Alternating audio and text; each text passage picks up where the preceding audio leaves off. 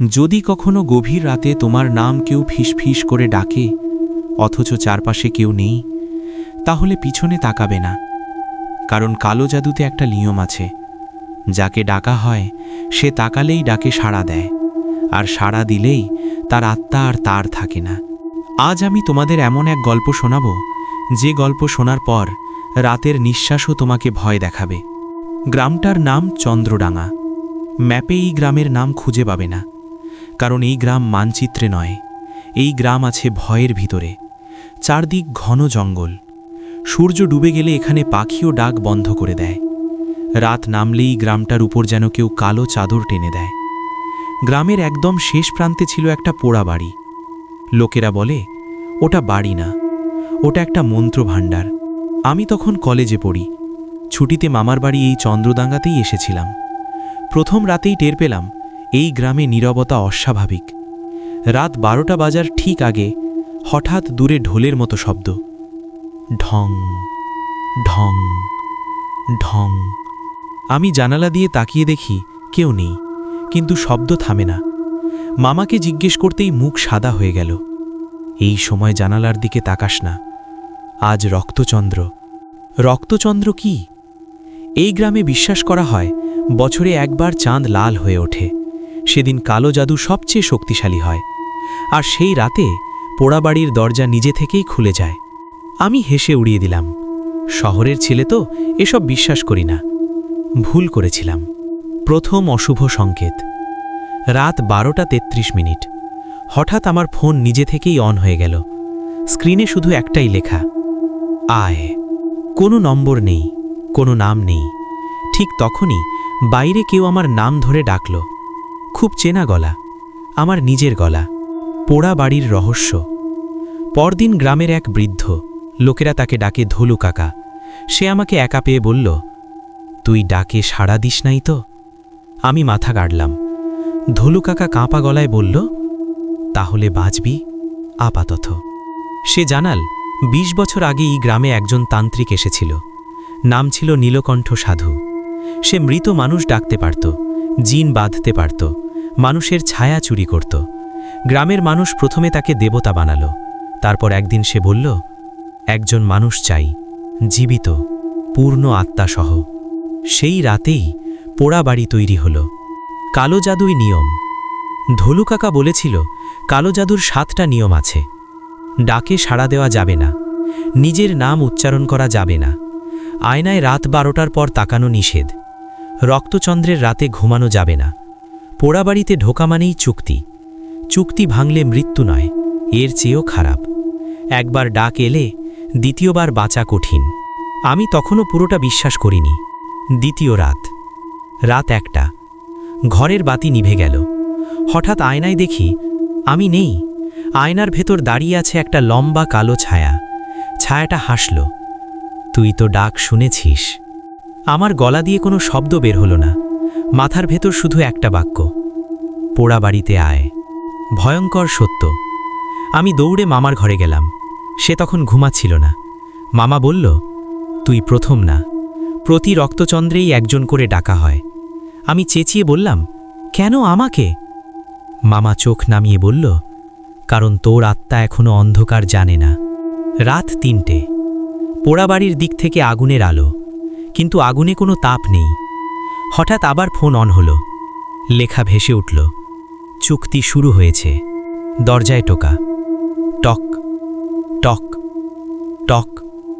দরজার ওপাশে কেউ ফিসফিস করে বলল, এবার দরজা খুল। দরজার টোকা থামেনি। টক টক টক। আমার হাত পা বরফ হয়ে গিয়েছিল। মামা আমার হাত চেপে ধরে ফিসফিস করে বলল, খুলিস না, এটা দরজা না, এটা চুক্তি। কিন্তু দরজার ওপাশের গলাটা ধীরে ধীরে বদলাতে লাগল। এবার সেটা আমার মায়ের গলা। বাবা, দরজাটা খোল। আমার বুকের ভেতর কিছু ভেঙে গেল। মা তো অনেক বছর আগেই। আমি চিৎকার করে উঠলাম, চুপ কর। ঠিক তখনই সব শব্দ থেমে গেল। নীরবতা। এমন নীরবতা যেন পুরো গ্রাম দম বন্ধ করে আছে। ভোরের সিদ্ধান্ত। সকাল হলে মনে হলো গত রাতটা স্বপ্ন, কিন্তু দরজার সামনে একটা জিনিস পড়েছিল, কালো সুতো দিয়ে বাঁধা একটা ছোট পুটলি। ধুলু কাকা এসে সেটা দেখেই আতকে উঠল। এটা ডাকের চিহ্ন, এখন আর পালানোর সময় নাই। আমি বললাম, পোড়া বাড়িতে না গেলে? ধুলু কাকা চোখ বন্ধ করে বলল, তাহলে ও নিজেই আসবে। পোড়া বাড়ির ভিতরে প্রবেশ। বিকেল গড়িয়ে সন্ধ্যা। আমরা তিনজন, আমি, মামা আর ধুলু কাকা। পোড়া বাড়ির সামনে দাঁড়িয়েই মনে হলো জায়গাটা শ্বাস নিচ্ছে। দেয়াল কালো, কিন্তু আগুনে পোড়া নয়, রক্তে ভেজা কালো।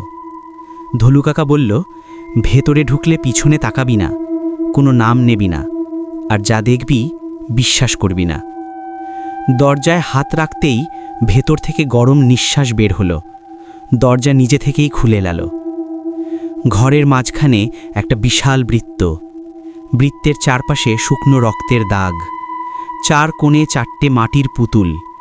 প্রতিটা পুতুলের চোখে আসল মানুষের চুল। ছাদের সাথে ঝুলছে হাড় আর ঘণ্টা। ঘণ্টাগুলো হালকা নড়তেই ফিসফিস শব্দ, আয় আয়। নীলকণ্ঠ সাধুর নাম। হঠাৎ ধুলু কাকা থেমে গেল। সে কাঁপা গলায় বলল, ও এখনো এখানে। আমি বললাম, কে? সে বলল, নীলকণ্ঠ। ঠিক তখনই বৃত্তের মাঝখান থেকে কালো ধোঁয়া উঠতে লাগল। ধোঁয়ার ভেতর একটা মানুষই অবয়ব। চোখ নেই, মুখ নেই, শুধু গলা। শেষ পর্যন্ত এসেছিস? ওটা বলল, একটা আত্মা দিলে তোর ডাক বন্ধ হবে। আমি চিৎকার করলাম, আমি কাউকে দেব না। নীলকণ্ঠ হাসল, তাহলে তুই দিবি নিজেকে। হঠাৎ চারপাশের পুতুলগুলো নড়তে শুরু করল। পুতুলের মুখ খুলে মানুষের কান্না। ধুলু কাকা মাটিতে বসে পড়ল। এইগুলো আগের ডাকা মানুষ। আয়নার ভয়ঙ্কর রহস্য। ঘরের এক কোণে একটা বড় আয়না। আমি তাকাতেই দেখলাম আয়নায় আমি দাঁড়িয়ে নেই। আমার জায়গায় একটা কালো ছায়া। ছায়াটা ধীরে ধীরে আয়না থেকে বের হতে চাইছে। নীলকণ্ঠ বলল, আয়না হলো দরজা, এখানে আত্মা ঢোকে আর মানুষ বের হয়। প্রথম রক্ত। হঠাৎ মামা চিৎকার করে উঠল। তার হাট কেটে গেছে। রক্ত পড়তেই বৃত্ত জ্বলে উঠল। নীলকণ্ঠ গর্জে উঠল, রক্ত চুক্তি শুরু। আমি দৌড়ে মামাকে ধরলাম। ঠিক তখনই আমার মাথার ভেতর অসংখ্য গলা, একজন দে, একজন দে। ভয়ঙ্কর সত্য প্রকাশ। নীলকণ্ঠ বলল, এই গ্রাম বাঁচে বলেই প্রতি বছর একজন যায়। আমি হতভম্ব। গ্রাম জানে? ধুলু কাকা কাঁদতে কাঁদতে বলল, জানে, কিন্তু বাঁচতে চুপ থাকে। আমার পা কাঁপছিল। আমি বুঝে গেলাম আমি শিকার। হঠাৎ আয়নার ভেতর থেকে আমার আরেকটা রূপ বের হলো। সে আমার দিকে তাকিয়ে বলল, একজন তো যাবেই, প্রশ্ন হলো তুই না আমি। ঘরের সব বাতি নিভে গেল। শেষ যে শব্দটা শুনলাম, ঘণ্টার বিকট আওয়াজ। ঘণ্টার আওয়াজ থামতেই মনে হলো আমি আর মাটিতে দাঁড়িয়ে নেই। পা ছুঁয়ে আছে কাঁচের মতো ঠান্ডা কিছু। চারপাশ ধূসর, কোনো ছায়া নেই, কোনো আলো নেই। আমি বুঝে গেলাম আমি আয়নার ভেতরে। আমার সামনে দাঁড়িয়ে আছে আমারই আরেকটা রূপ। চোখ দুটো কালো, ঠোঁটে এমন হাসি যেটা আমি কখনো দিইনি। সে বলল, ভয় পেয়েছিস? আমি গলা শক্ত করে বললাম, তুই কে? সে হেসে বলল, আমি তুই, যে তোর জায়গা নিতে এসেছে। আয়নার জগৎ। এই জায়গায় সময় চলে না, এখানে স্মৃতি হাঁটে। হঠাৎ চারপাশে ভেসে উঠল আমার শৈশব, মায়ের হাত, বাবার বকা, একাকী রাত। আমার আরেকটা রূপ ফিসফিস করে বলল, এই সব তোর দুর্বলতা। সে হাত তুলতেই স্মৃতিগুলো পুড়ে গেল, পোড়া গন্ধ। আমি চিৎকার করলাম, থাম। সে বলল, থামাতে চাইলে জায়গাটা ছেড়ে দে। নীলকণ্ঠের সত্য। হঠাৎ আয়নার দেয়ালে নীলকণ্ঠ সাধুর ছায়া। সে বলল, আমি প্রথম ছিলাম না। তার কণ্ঠে শত শত মানুষের কান্না। আমিও একদিন ডাক শুনেছিলাম, আমিও পালাতে চেয়েছিলাম। দেয়ালে দৃশ্য বদলালো। আমি দেখলাম এক যুবক নীলকণ্ঠ আয়নার সামনে দাঁড়িয়ে, তার পেছনে আরেকটা সে। শেষ পর্যন্ত সে জায়গা ছেড়ে দিয়েছিল। নীলকণ্ঠ বলল, কালো জাদু কাউকে বানায় না, এটা শুধু বদল করে। বাইরের পৃথিবীতে একই সময় পোড়াবাড়ির ভিতরে মামা মেঝেতে পড়ে, ধলু কাকা কাঁদছে, গ্রামের লোকজন দরজার বাইরে জড়ো, কেউ ঢুকছে না। একজন বলল, সময় হয়ে গেছে। মামার হাত থেকে রক্তবৃত্তে পড়তেই আয়না কেঁপে উঠল। নিজের সাথে চুক্তি। আয়নার ভেতরে আমার আরেকটা রূপ এগিয়ে এলো। দেখছিস, ওরা তোকে ছাড়বে না। সে হাত বাড়িয়ে বলল, আমাকে যেতে দে, তুই বাঁচবি।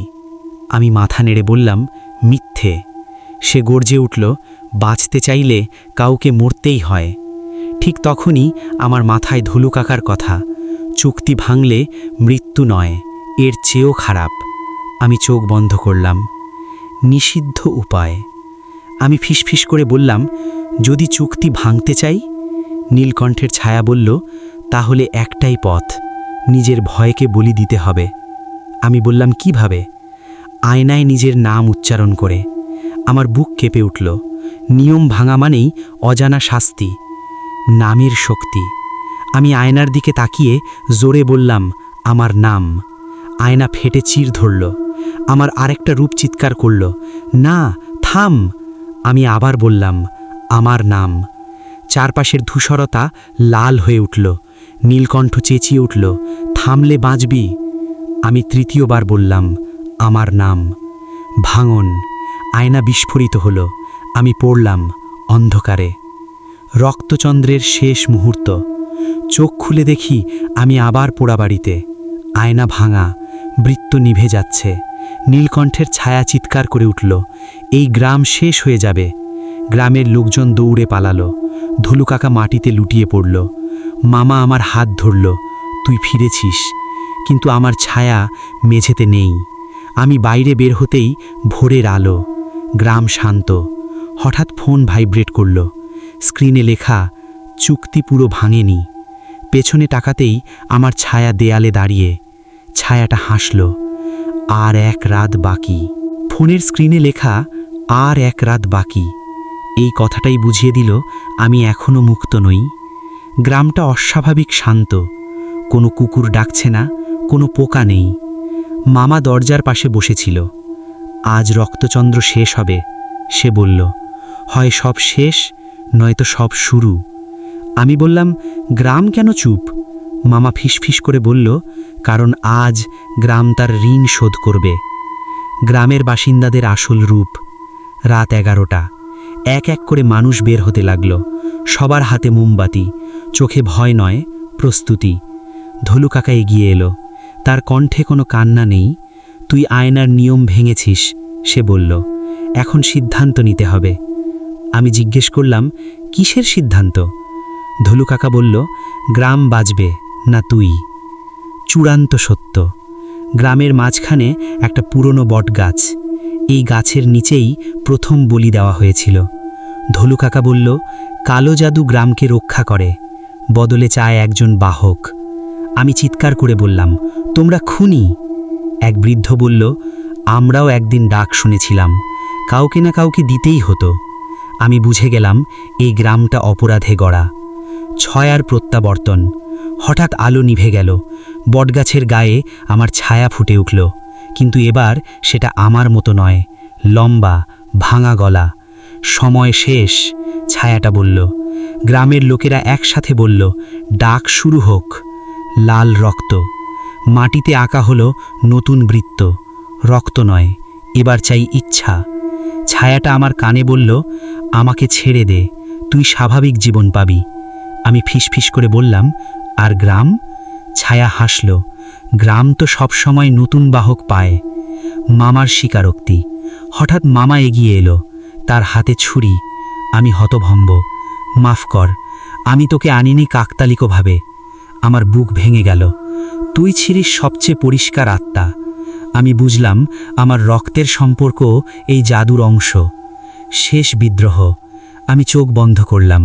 নীলকণ্ঠের কথা মনে পড়ল, ভয়কে বলি দে। আমি ছায়ার দিকে তাকিয়ে বললাম, তুই আমার ভয়। তারপর আমি ছায়ার দিকে এগিয়ে গেলাম। গ্রামের লোকেরা চিৎকার করল, থাম। আমি ছায়াকে জড়িয়ে ধরলাম। আমাকে নে, কিন্তু গ্রাম ছেড়ে দে। চুক্তির ভাঙন। ছায়া থমকে গেল, বৃত্ত কাঁপতে লাগল, আকাশে রক্তচন্দ্র ফাটল, নীলকণ্ঠের কণ্ঠ বাতাসে, এটাই শেষ নিয়ম। হঠাৎ বটগাছ ভেঙে পড়ল, গ্রামের চিৎকার। ভোর, চোখ খুলে দেখি আমি একা, গ্রাম ফাঁকা, কোনো ঘর নেই, কোনো মানুষ নেই, শুধু ধ্বংসস্তূপ। আমার পা ছুঁয়ে আছে ছায়া, কিন্তু এবার সে আমার পেছনে নয়, আমার ভেতরে। ফোনে নোটিফিকেশন, একটা অডিও ফাইল, প্লে করলাম। নিজের গলা, যদি এই গল্প শুনছ তাহলে ডাক শুরু হয়ে গেছে। স্ক্রিনে লেখা উঠল, নতুন গ্রাম শনাক্ত হয়েছে। আমি হাসলাম, কারণ এবার ডাকটা আমি দিই।